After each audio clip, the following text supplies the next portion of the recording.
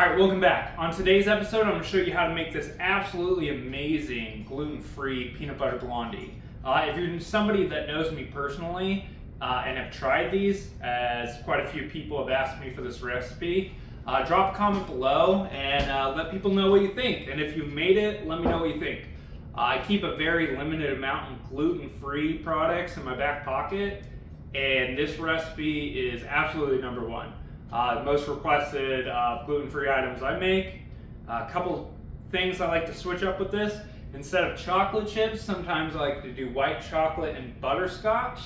That turns out really, really nice in here. Recipe will be below in the description box. Otherwise, if you'd like to support, check out my Etsy page. It'll be on there for $1, and you can print out a PDF version of this and put it in your recipe box.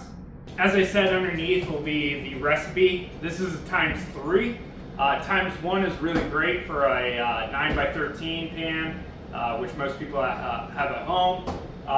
So I always do either ×1 or ×3. In an industrial version, I'm making a ton of these, cutting them out to small squares and serving them like that. But if you just want a personal one at home, I would do a ×1 and leave it at that. But other than that, that's all I got to say about here. Don't forget to like, subscribe, shoot a comment below, and let's just hop right in it. All right, let's go ahead and measure our sugar out. You can do this straight into your mixing bowl if you're doing a smaller batch, but my scale and this bowl aren't going to match, so I'm just going to go ahead and do my peanut butter right on top of my sugar, so that way it doesn't stick to the bowl and I have to scrape out the bowl to get all my peanut butter out. It'll just slide right out since it's on top of the sugar. 1880. Alright, go ahead and put your sugar and your peanut butter in your bowl. Makes it super easy, see? Okay, you want to bring this together just until the sugar incorporates into the peanut butter. If we overmix our peanut butter, it will separate and the oil will come out of the peanut butter, and then your entire, and then this is shot. So you just bring it together until the sugar incorporates into the peanut butter.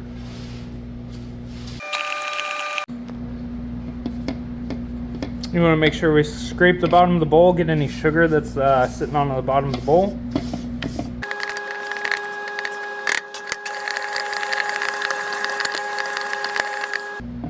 Alright, just like this. The sugar's all incorporated, we can't see any more sugar on the bottom, and our peanut butter is nice and blended. So let's get our eggs and everything else in there.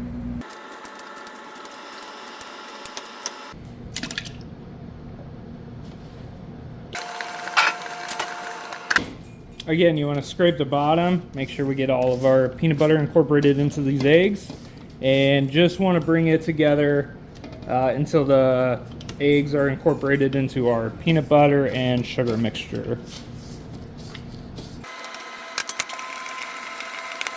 All right.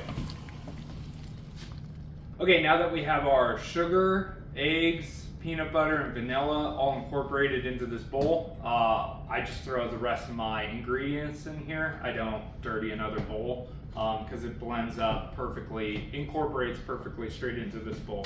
So let's go ahead and add our cornstarch, baking soda, salt, and then whether you want to do chocolate chips or white chocolate and butterscotch. So our cornstarch, our baking soda, our salt, and your chocolate chips.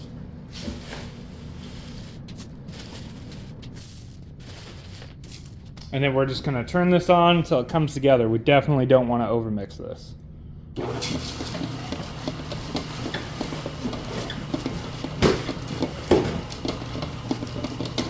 Make sure you get all the spots off of the bottom.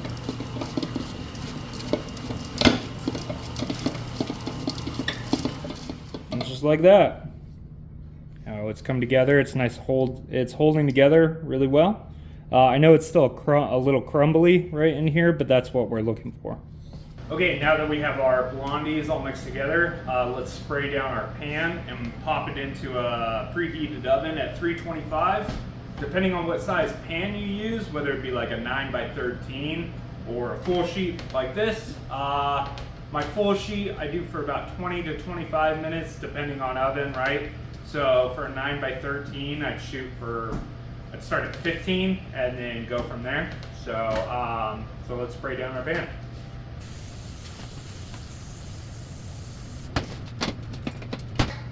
Okay, when we put this in here, we only want to lightly push it in.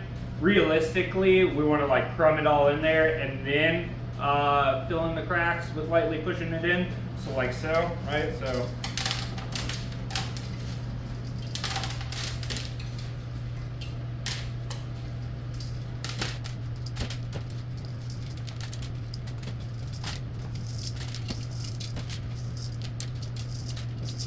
I like to save the last like little bit for any empty spots in our tray to fill in. So this is what I mean by like lightly pushing it in here, right? So we're gonna take our pan and just, very minimal effort, just very lightly. You don't want to slam it down because then they'll be too tight. So we want it to be still aerated. And even if you have little spots open, it'll spread when it bakes and pops up. So it will fill in. So yeah, again, just don't push it all the way down.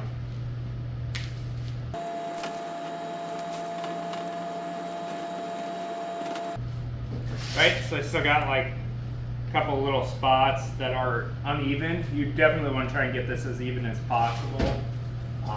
And this is where those last little bits come in.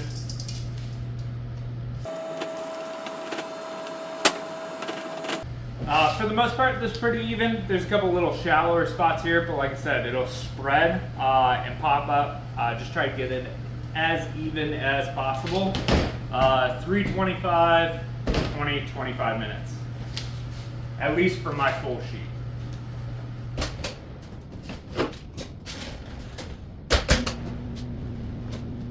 Alright, this looks great. So this was in there for about 23 minutes. Obviously I'm doing a full sheet.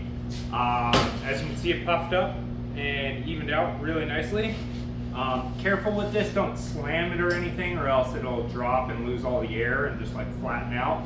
So we're gonna go ahead and let this cool down for 15, 20 minutes before I take this off and then let it cool for like a solid hour before we cut into it.